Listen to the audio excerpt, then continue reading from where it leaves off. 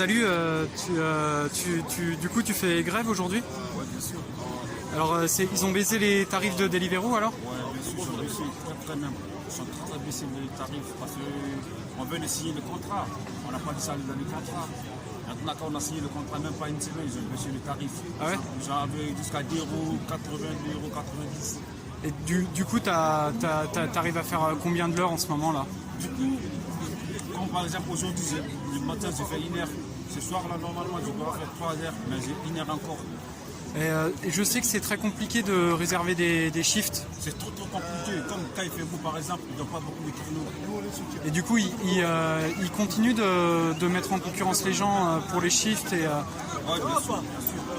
Et tu sais combien tu arrives à faire à peu près économiquement en ce moment avec... Par exemple, ça dépend. Quand j'ai beaucoup de temps à travailler, là je gagne beaucoup. Mais quand je n'ai pas beaucoup de temps et que je n'arrive pas à gagner beaucoup et que je consomme beaucoup, ça fait mal. Par exemple, quand j'ai 1 heure là, quand je fais 1 heure, dans 1 heure là, maximum 2 ou 3 pouces. Ouais. Il faut calculer 2 3 pouces, ça fait 6 euros. Ça fait 6 euros. Ouais. Et là-dessus, tu dois payer Voilà, tout le semaine, ton RSI là. Ils nous envoient des choses à remplir. À chaque 6 mois, il faut qu'on déclare ce qu'on a eu. Il faut qu'on paye là-bas aussi. En Rikita aussi, des révisions sur nos scooters. Donc il y a tout ça dedans. Donc 2 euros, c'est très petit. Ok, bah merci beaucoup. Hein. Merci. Bon courage.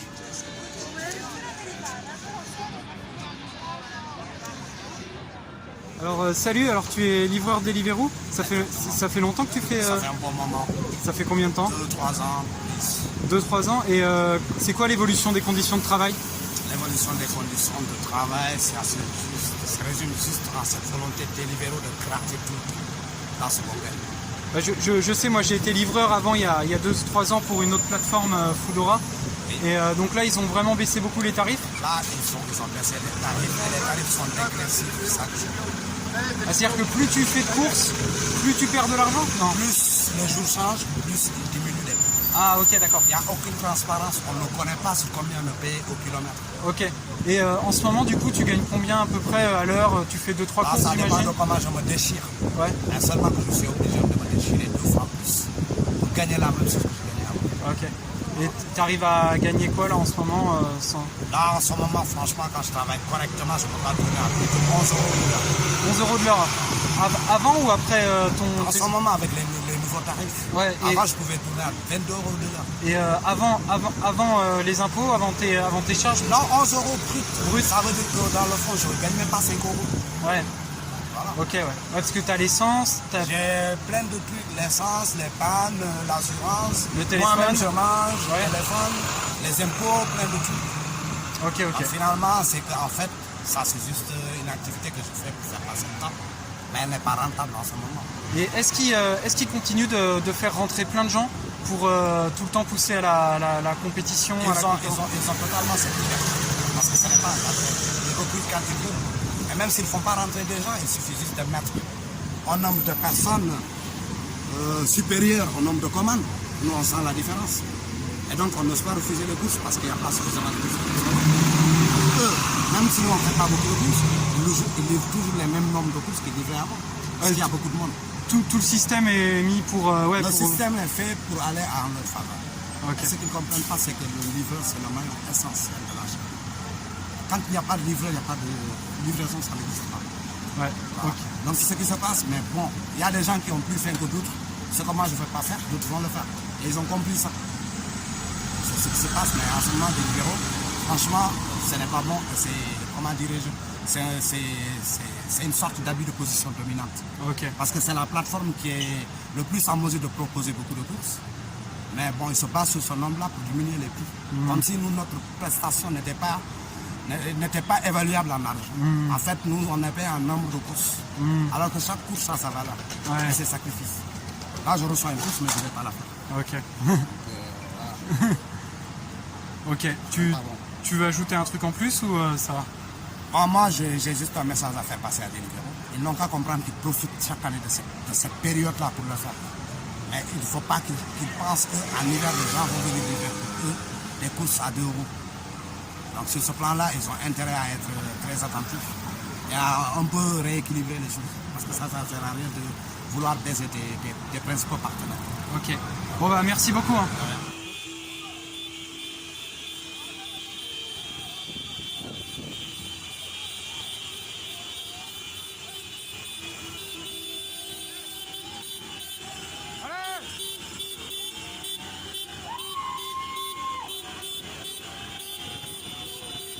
Du coup, salut Jérôme, alors tu peux nous expliquer qu'est-ce qui se passe aujourd'hui avec les Deliveroo?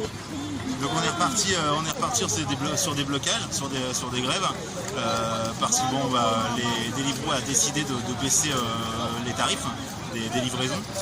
Sauf qu'ils nous avaient présenté ça de façon un petit peu attractive. C'était censé être intéressant pour les longues courses et un tout petit peu moins intéressant pour les petites. Sauf qu'on s'est aperçu qu'en fin de compte, les courses longues ont augmenté les quelques premiers jours un tout petit peu, que les petites ont baissé de moitié. Et là, on en est à plus d'une semaine et on s'aperçoit qu'en fin de compte, les longues courses, elles commencent aussi à régresser. Donc grosso modo, les gars, ils ont fait des calculs de moins 30, moins 50% de chiffre d'affaires. C'est juste hallucinant, quoi. On n'a jamais vu ça. Et toi, tu as une réflexion sur l'ubérisation et le fait... Est-ce que tu penses au salariat, enfin par rapport à... Moi, je me dis que pour éviter ce genre de dérive, en fin de compte, oui, le travail qu'on effectue devrait être beaucoup plus normé, quoi. Devrait y avoir des règles. Là, pour l'instant, les plateformes sont arrivées, elles ont pissé sur le code du travail. On va dire que c'est les indépendants, on va dire que c'est les commerçants, c'est pas des salariés, sauf qu'en fin de compte, il faut qu'on bosse dans des créneaux chez Deliveroo, il faut qu'on s'inscrive sur des trucs. Tout est organisé en fin de compte. L'algorithme qui est notre véritable chef, on ne sait même pas comment il travaille, on ne sait même pas comment il calcule notre tarif.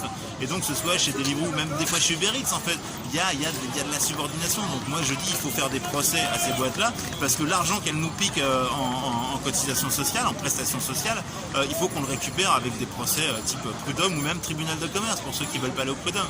Mais il y a tout un tas de procédures possibles. Et du coup, là c'est quoi les revendications? Alors pour la grève, vous allez essayer de bloquer les restaurants pour qu'ils se débranchent. C'est ça, en fait, quand on bloque les restaurants, on empêche aussi les livreurs de prendre les commandes pour les restaurants qui ne veulent pas éteindre leur tablette. Et surtout, on a appelé au boycott client, parce que grosso modo, c'est le client qui est le plus fort dénominateur chez Deliveroo. C'est eux que Deliveroo essaye absolument de cajoler. Sauf que là, les clients, je le vois bien sur les réseaux sociaux, il y a plein de gens qui disent je commanderai pas, je commanderai plus, qu'est-ce que c'est que ce bazar, quoi. Donc ils vont switcher sur notre appli. Et donc là, la revendication, c'est revalorisation du prix des courses. Et revalorisation du prix des courses dans un premier temps, et surtout, en fin de compte, on voudrait avoir accès à une réunion où Deliveroo explique aux livreurs et aussi à tout un tas de gens, des autorités, des gens du ministère du Travail, des gens de l'inspection du travail, des politiques, des journalistes évidemment, comment est calculé l'algorithme, parce que pour l'instant, il n'y a aucune logique. Ok, bon bah merci beaucoup Jérôme.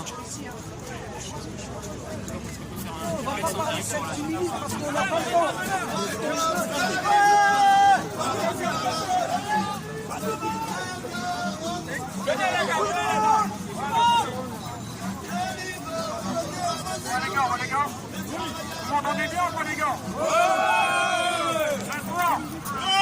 Vous êtes plus que samedi là, on peut regarder le samedi, ça fait énormément plaisir. Merci les gars, merci d'être là, on va défendre la tous comme il se doit les gars. Là, on va disperser en groupe de 5, tous ceux qui travaillent en PE, bloquer les restaurants principaux de PE, tous ceux qui travaillent en PCN, bloquer les principales restaurants qui font de l'argent en PCN, et en PNE, bloquer tous ceux qui travaillent en PNE, bloquer les restaurants en PNE. En groupe de 5 les gars, pas plus, ça sert à rien. Comme ça, et pour les autres banques bien sûr, s'il y en a qui sont de PNO et qui ont la foi de monter pour aller bloquer un peu PNO, allez-y, il n'y a pas de problème. Mais bon, en fait, en fin de compte, les gars, on va pas se mentir, on ne pourra pas faire toutes les autres. Ça veut dire aujourd'hui, là, on va bloquer plus PE encore, PCN et PNE. Et la semaine prochaine, ça sera la rive gauche, toute la rive gauche, PCRG, toutes les autres. Moi, j'écoutais pas très bien les autres. En rive gauche, on les bloquera. Là, cette semaine, c'est pour ici, pour la rive droite. Et la semaine prochaine, c'est pour la rive gauche. C'est bon, les gars? Ouais! On peut bloquer directement ce soir? Ouais! Vous n'entendez pas, les gars? Faut faire plus jamais, non? Ouais!